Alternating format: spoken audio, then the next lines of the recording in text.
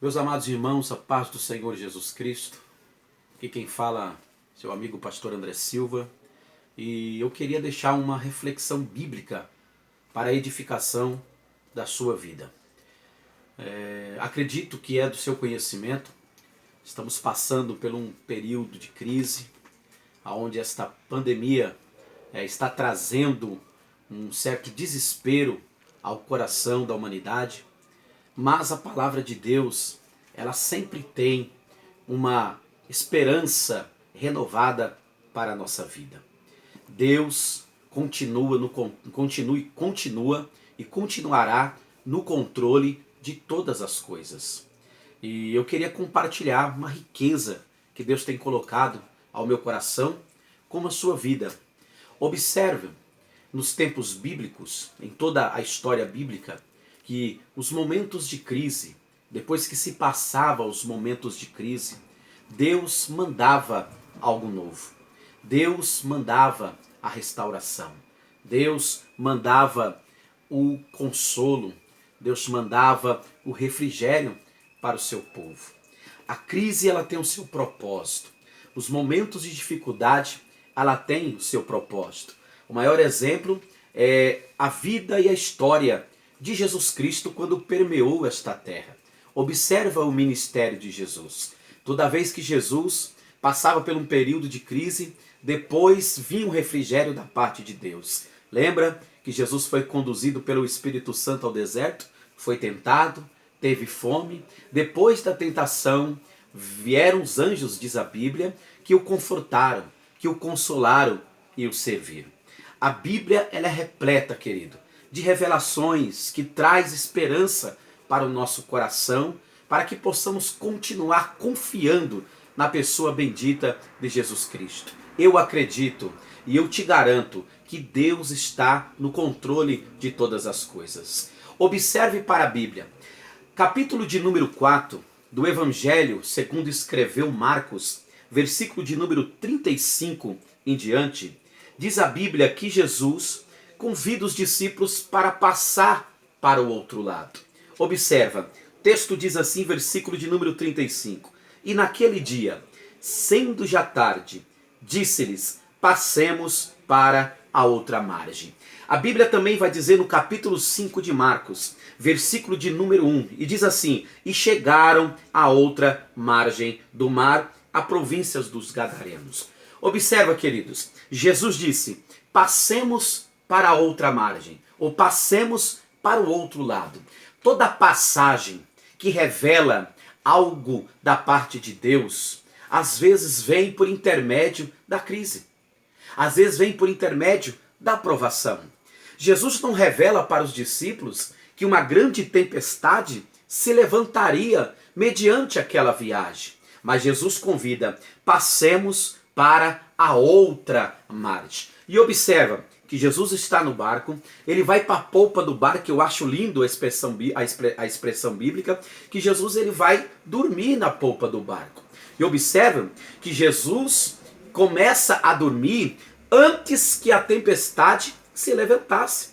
Jesus, ele sabia que a tempestade se levantaria? Com certeza, ele está no controle de todas as coisas. Jesus sempre esteve no cronograma de Deus. O ministério de Jesus sempre esteve no relógio de Deus. Então o próprio Cristo, ele respeitava as etapas da vida.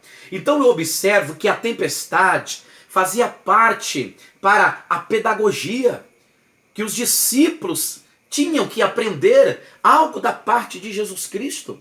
Observe, meus irmãos, que Jesus está no barco e está dormindo. Quando a tempestade se levantou, Jesus continuou dormindo. Agora os discípulos revelaram seu medo, revelaram seu desespero, até porque o barco começou a balançar, água começou a cair dentro do barco. Eu acredito que eles começaram a entender que o barco estava afundando. E veio aquele sentimento ruim, eu posso dizer assim, que eles pensaram que ia morrer, que iam perecer, até o momento que eles acordaram Jesus. Mas não obstante o desespero dos discípulos, Jesus estava dormindo. Por que Jesus estava dormindo? Até porque Jesus, ele começa a dormir antes da tempestade. Então eu observo que quem acordou Jesus não foi a tempestade. Quem acordou Jesus foram os discípulos. Isso me chama a atenção. Não foi a tempestade que acordou Jesus, deixou Jesus desesperado, temeroso, jamais. Porque Jesus liberou uma palavra: passemos para a outra margem. No capítulo 5, e eu ressalto aqui para os irmãos, diz a Bíblia que eles chegaram na outra margem. Então Jesus, irmãos, ele está no controle? Tá. Ele está no controle da minha vida, pastor? Está. Ele está no controle da minha família? Ele está. Mas o desespero faz parte no meio dessas crises. O susto faz parte no meio dessas crises. O medo de perecer, o medo de morrer. E observe que este medo tem tomado conta da população, no que tange ao mundo todo. Mas eu tenho uma palavra de Deus para você. Se esta crise, escute isso daqui, se esta crise, ela está causando medo em você, se esta crise está causando percas ou perdas em sua vida, eu tenho uma palavra de vitória para você. E creia que esta crise, ela não vai perdurar a vida toda. Ela já tem tempo determinado por Deus para acabar. Por quê? Porque Deus, ele tem um tempo para você passar para o outro lado. Que isso revela tempos, isto revela nova etapa, isto revela um novo estágio.